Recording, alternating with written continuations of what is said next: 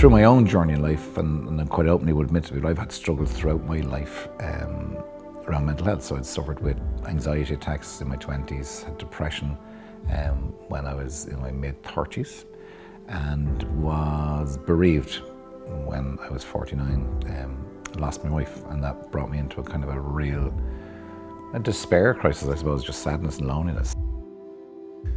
I think that it's important to talk about difficult things. And I think that one of the best ways you could talk about difficult things is through storytelling. And we've been fortunate to be able to be entrusted with some really great stories and some challenging topics to talk about. But I think specifically students aren't afraid to talk about difficult things.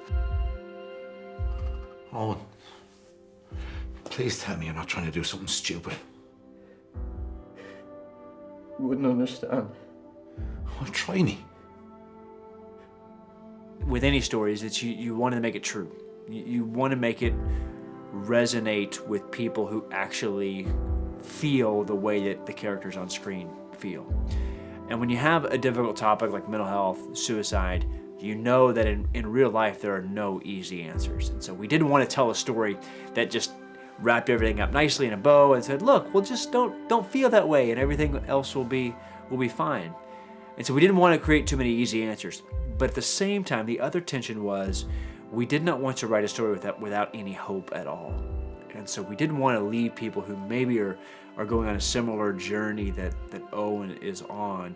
We didn't want to leave them without hope at the end of the story.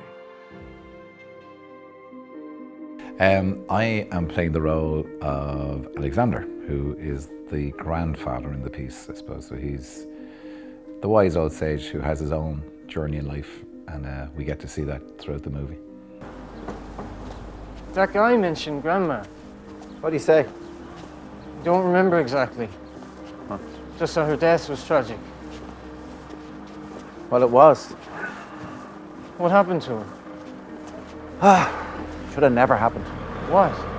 Come on, let's fix what we can today.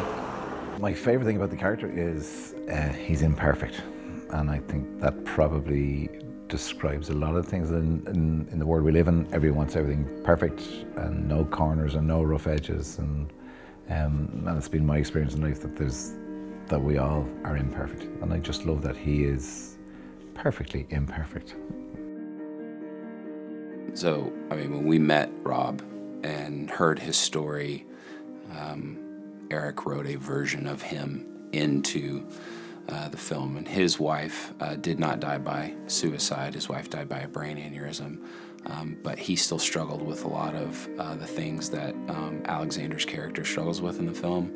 And I think that one of the best ways to get a genuine performance and actually to be able to feel those things is to essentially relive your past. And I know that Rob did that, and I definitely relied on that in directing him.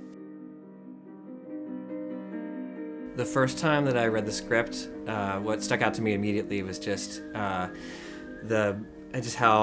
much I saw myself in the different characters. So even just seeing yourself in different places in the story really resonated with me. And I think that the overall message of it is one of transparency and helping people to not be afraid to open up about personal things in their lives. And that happens both for Alexander in the story and then also for Owen. And so regardless of whether you're in a dark place or you've had dark things happen to you in the past, there's, I think, a lot to be encouraged and motivated by in the story. Metaphors, storytelling, artistic expressions are ways of helping those emotions that are on the inside express themselves, move towards the outside without the usual barriers and filters in place. Grandma had a thing for wolves. Yeah, the sketching relaxed her.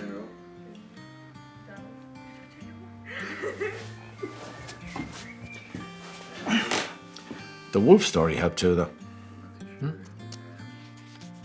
Grandma used to tell this story about a guy in a village. He had 2 wolves. You've got hope and despair, and in the movie it talks about they're like 2 wolves that fight, and one always wins, and then the question is asked, how do you know which one wins? And the secret is whichever one you feed obviously makes it strong, and that becomes the victor. So, but believers will be well familiar with that concept, that there's light and darkness, and we choose to feed the darkness and we don't choose to feed the light. And there's that fantastic verse for me, which is the wolf of hope. It's like it says in Philippians, whatever is good, whatever is true, whatever is noble, whatever is a good report. Keep your mind on these things. We sow thoughts, and those thoughts lead to feelings and lead to emotions. And so if we can feed positive thoughts, if we can think on things that are true and noble and just and right, that go a long, long way. But we have so many voices that tell us so many different things. Most of them aren't true. And so we need people in our lives that can tell us things that are true about us, that we're worthwhile, that we have a purpose, we have a future ahead of us, that us being gone wouldn't solve anything. All those things, they feed the right wolf. We've all been given a role. We've all got our talent. But if we keep the light on the story, Jesus said, if you lift me up, I'll draw everyone to me.